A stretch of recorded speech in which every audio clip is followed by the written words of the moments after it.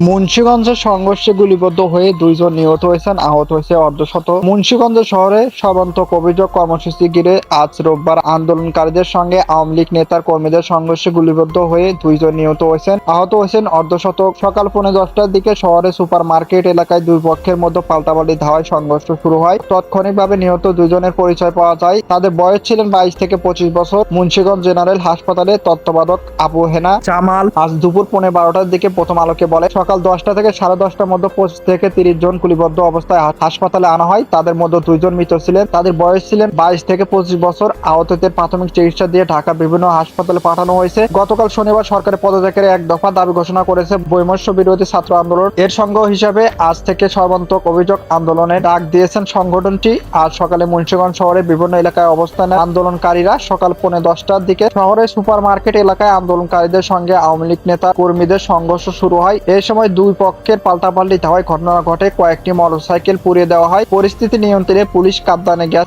ছোড়ে। আন্দোলনকারী কয়েকজন শিক্ষার্থী জানান, সকলে তারা শান্তিপূর্ণভাবে শহরের বিভিন্ন এলাকায় অবস্থান করেছিলেন। তখনই আওয়ামী লীগ, ছাত্রলীগ, যুবলীগের নেতা কর্মীরা তাদের মারধর শুরু করে। পরে তারা একত্র হয়ে মিছিল শুরু করেন। পাশে আইন শৃঙ্খলা রক্ষাকারী বাহিনীর সদস্যরা ছিলেন। হঠাৎ করে তাদের ওপর হামলা ও গুলি করা হয়। তাদের 40 থেকে 50 জন গুলিবিদ্ধ হয়েছে। মুন্সিগঞ্জ অতিরিক্ত পুলিশ সুপার সদর সার্কেল থানার খায়রুল হাসান প্রথম আলোকে বলেন, সকাল থেকে দুই পক্ষের সংঘর্ষ শুরু হয়েছে। পুলিশ দুই পক্ষকে শান্ত করার চেষ্টা করেছে, তবে দুই পক্ষ মার মুখে অবস্থানে রয়েছে। সংঘর্ষে হাতাহাতের বিষয়ে জানতে চাইলে তিনি বলেন, বিষয়টি হাসপাতাল থেকে জানতে হবে।